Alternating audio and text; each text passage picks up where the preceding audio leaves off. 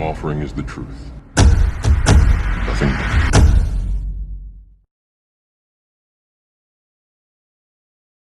Admiral Richard Byrd explored more uncharted land than any other man in history.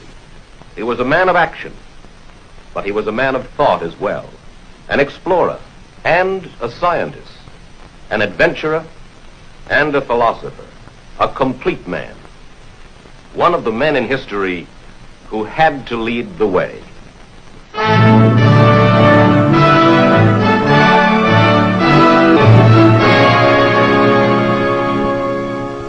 On this expedition, we hope to fly across the South Pole into the mysterious land beyond to see what is there.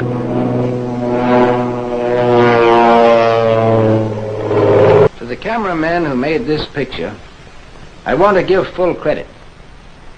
They did not hesitate to risk their lives at their job. Now, the North Pole is the center of a deep ocean, whereas the South Pole is a high plateau which averages 7,000 or 8,000 feet in altitude. There is no life whatever beyond the edge of the world. There are no Eskimo. It is too cold for human beings to live there permanently.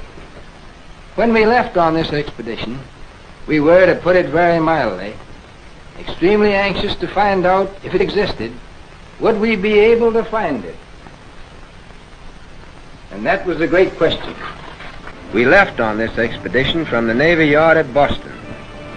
Here is our supply ship, the Rupert, just a big unprotected iron ship of 8,000 tons. And here is our icebreaker, the Bear, which we took as a protection for the personnel of the Rupert, and also to use exploring in dangerous ice areas. We took with us this time 150 Eskimo dogs, and more than 14,000 different kinds of items for 2 years away from civilization, where there were no supply depots around the corner. Day followed day, week followed week, as we penetrated the great Pacific. We headed straight south, and here we have an ordinary unprotected iron ship, sailing in seas no ship had ever been in before since the world began. It wasn't that we were any better than our predecessors. We simply had a more open ice here. We bucked the ice till we were finally stopped by an impossible pack. Impossible, at least, for the Rupert. But we wanted to see what was beyond the horizon. That's what we came for. And for that purpose, we had another string to our bow, aviation. We retreated a few miles and managed to find an open lake in the ice field. So we proceeded to put the plane overboard. We had to execute this maneuver as rapidly as possible, because we knew that under the influence of the wind and the tide, the fields would soon close in around the ship again. In fact, the ice is already beginning to close in.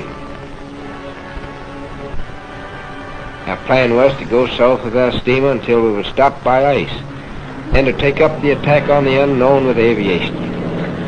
And now at last we are going to find out what was in the southern part of this mysterious part of the world.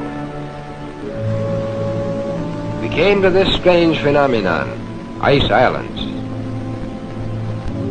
Steaming through these ice islands was an eerie sensation.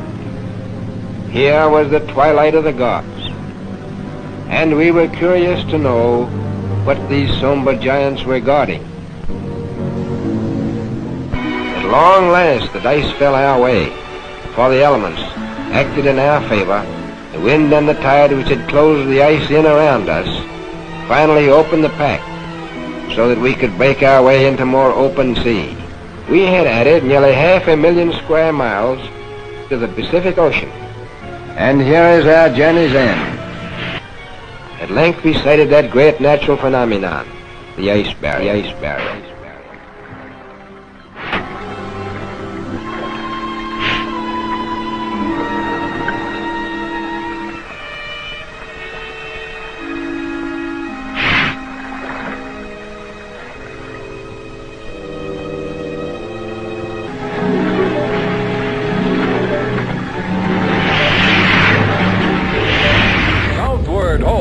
The start of Admiral Admiral Byrd's 6 expeditions. Later, Byrd charts the course as the ship, her masts outlined against a scarred ice wall, nears the end of a 14,000-mile journey. The sea is strewn with loose, broken ice, but the sturdy ship crunches steadily on to her improvised berth against the ice barrier. They pushed on, right up to the ice barrier. Length we sighted that great natural phenomenon, the ice barrier. The ice barrier. The ice barrier.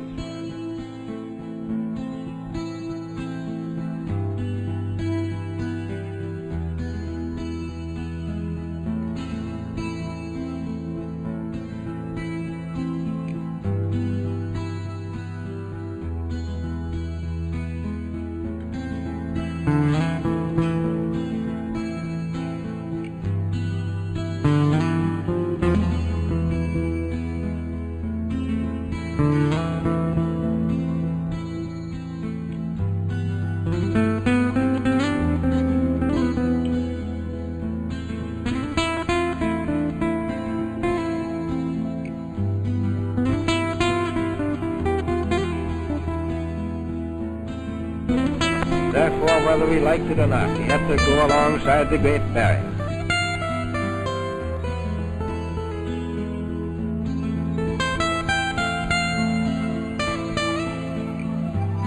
Even to the sailor, for whom the sea is an old story, there is adventure in the oceans at the end of the world.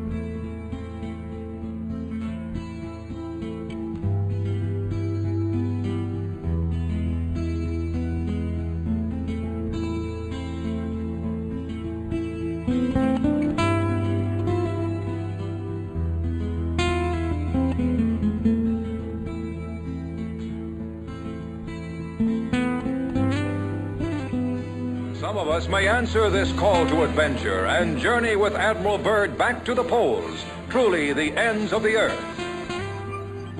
The ice barrier. The ice barrier. In 1955, 2 years before his death, Admiral Richard Byrd departs on his 5th and last expedition. But it's not simply an unknown continent or a distant ocean that lures adventurers like Richard Byrd. As he put it, here is a door ajar through which one may escape from the noise and chaos of civilization into the solace and harmony of the cosmos, and for a moment be part of it.